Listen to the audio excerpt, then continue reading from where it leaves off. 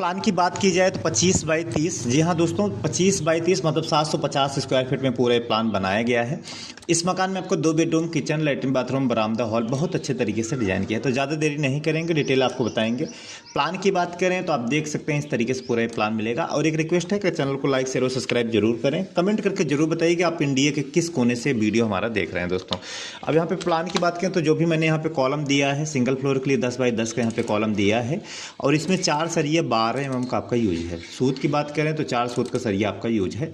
तो ज़्यादा number of column मैंने यूज नहीं किया, कम से कम में ही कोशिश किया है कि भाई कम से कम में ही कॉलम में आपका काम हो जाए, आपका जो मकान है रेडी हो जाए दोस्तों। ठीक है, जो इसेंशियल कॉलम है वही सारे दिए गए हैं। ये आपका पोर्च के कॉलम, इसकी हाइट थोड़ा कम रखी जाएगी।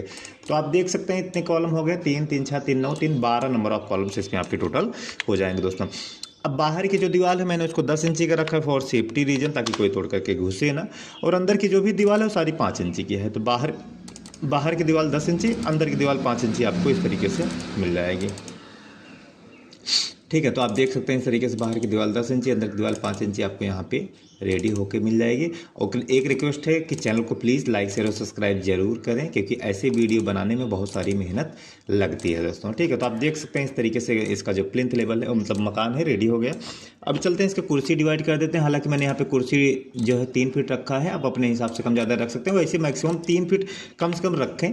अगर बहुत लोग मकान तो बहुत ज़्यादा डाउन कर देते हैं, होगा क्या कि मान लीजिए ज़्यादा डाउन है तो आसपास अगर मिट्टी एक बार 2 बार अगर मिट्टी अपने पार्टी या फिर रोड आपका ऊपर हुआ तो जल्दी ही आपके मकान में पानी घुसने लगेगा। तो ये थोड़ा सा प्रॉब्लम है। तो मकान थोड़ा इस हिसाब से हाइट पे रखें ताकि वो दिक्कत ना हो। और दूसरा, मकान देखने में भी खूबसूरत नहीं दिखता। अगर ज़्यादा इसको डाउन कर देंगे तो ज़्यादा देखने में खूबसूरत नहीं दिखेगा।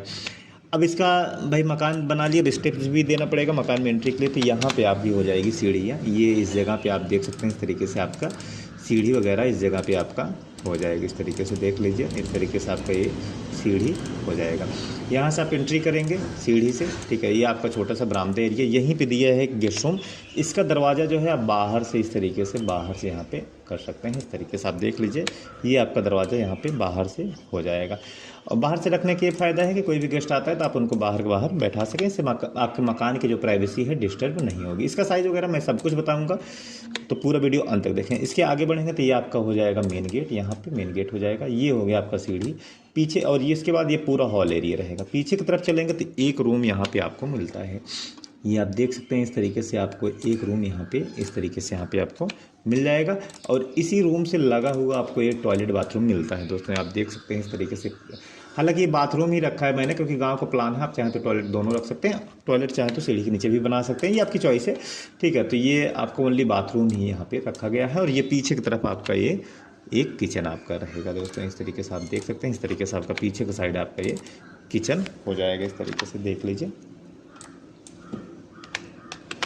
ठीक है, तो ये आपका हो गया किचन बैक साइड में। तो ये आपका टोटल इस तरीके से प्लान हो जाएगा। और मकान बनने के बाद आपको पूरा ये इस तरीके से ये दिखेगा। चारों साइड इसमें खिड़की वगैरह दे सकते हैं दोस्तों। और चलिए दोबारा रिपीट कर देते हैं। फ्रंट से एंट्री करेंगे, ये आपका हो गया बरामदा।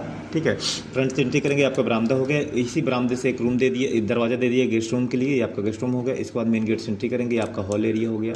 हॉल एरिया के बाद इधर हो गया आपका सीढ़ी। सीढ़ी की ऊंचाई 6 इंची है, थ्रेड 10 इंची है, चौड़ाई 2.5 फीट है। और ये इस तरीके से डॉगलेट में सीढ़ी रहेगा।